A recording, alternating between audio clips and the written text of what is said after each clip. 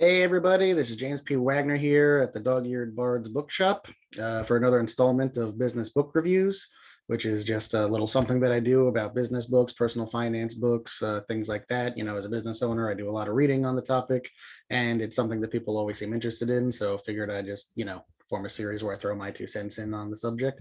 And the first couple I've done, people seem to have really liked. So here we go again. And the book that we have here today is The Millionaire Messenger by Brendan Burchard.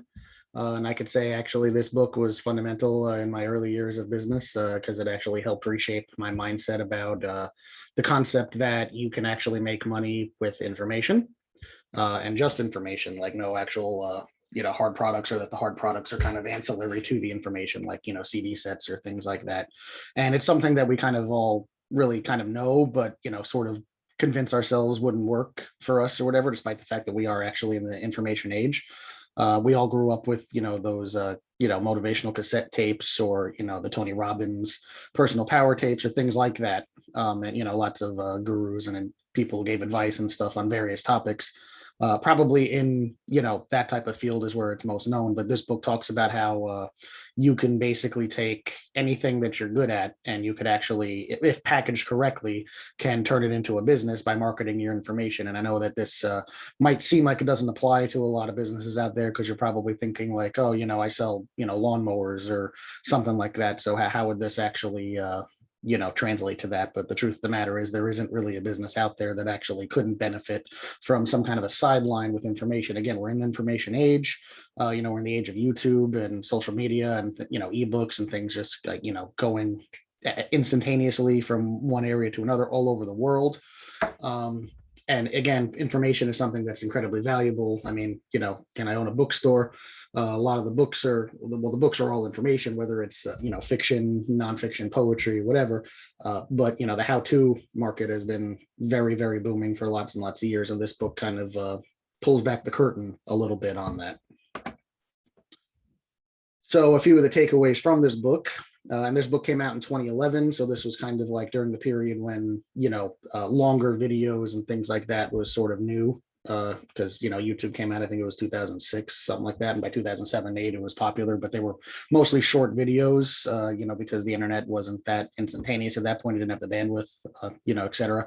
So this started coming out around the time when there was still like the hybrid of CD sets that you would sell like commercial, like you do the paper, the pay-per-view, or the QVC home shopping or whatever, you'd buy something like that.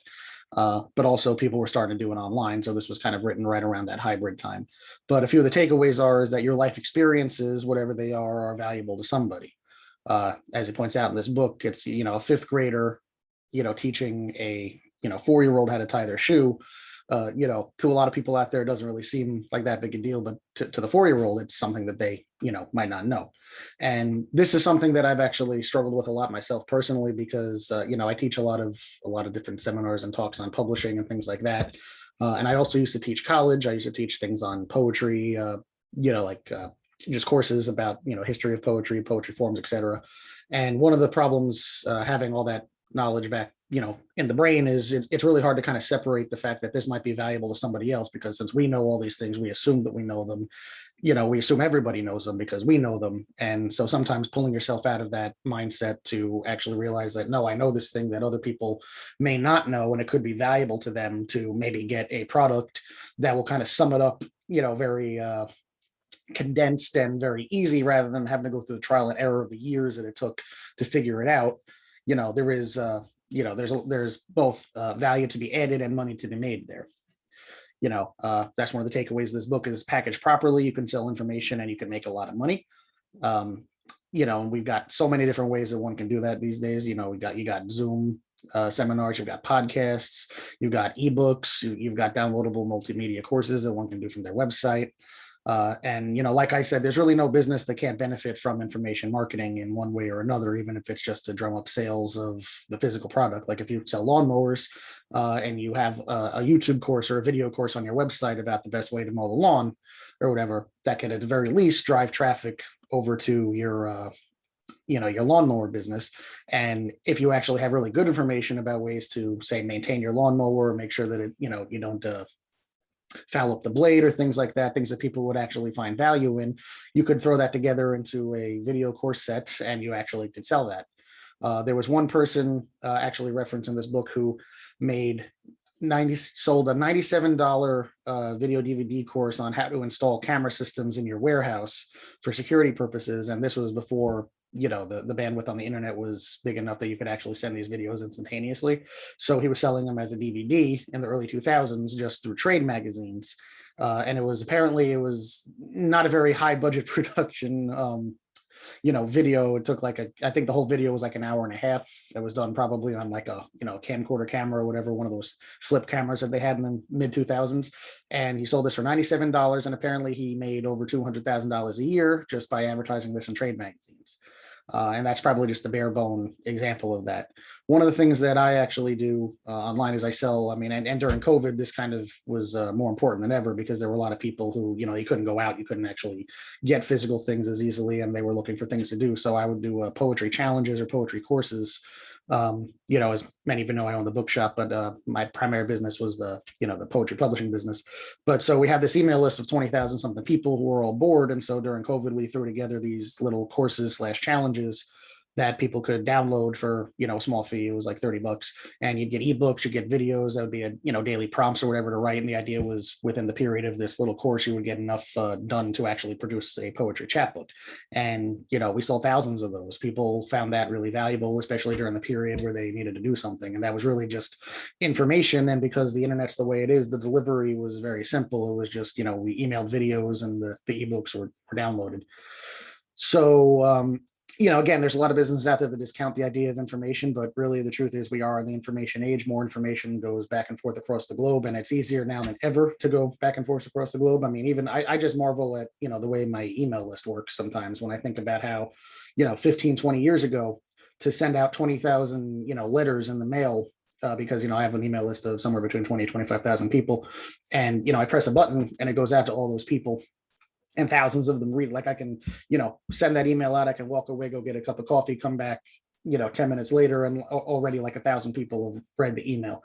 So I think about, you know, 20 years ago, if you wanted to send out 20,000 physical, you know, letters to your mailing list, that would require a team of about a dozen people working for days to, you know, print the letters, package the letters, not to mention it would cost you how much in postage to actually send it out there.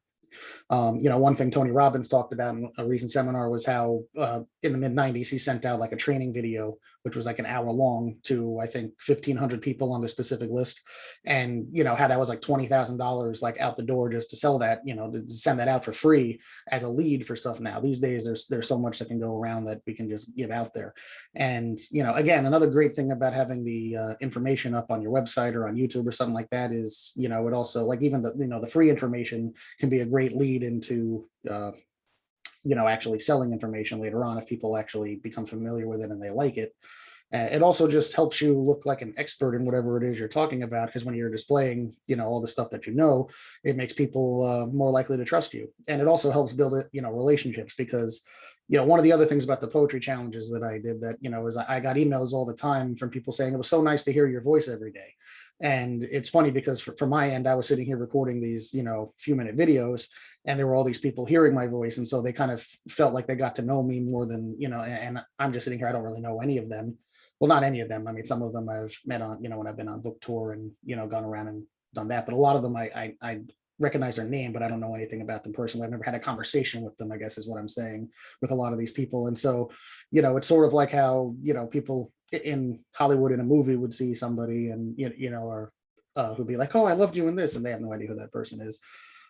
But it's the relationship that they're getting to you, which makes them more likely to trust you and then want to buy from you. So there's so many different ways that information, you know, especially today, can really help with your business one way or the other. So it's, you know, Millionaire Messenger by Brendan Burchard, definitely worth checking out, worth the read. If nothing else, it could help give you some ideas for, you know, ways to kind of advertise your business. You know, whatever it is, there's probably something information-y that could help benefit it. So yeah, hopefully you enjoy this book, and we'll see you for the next one.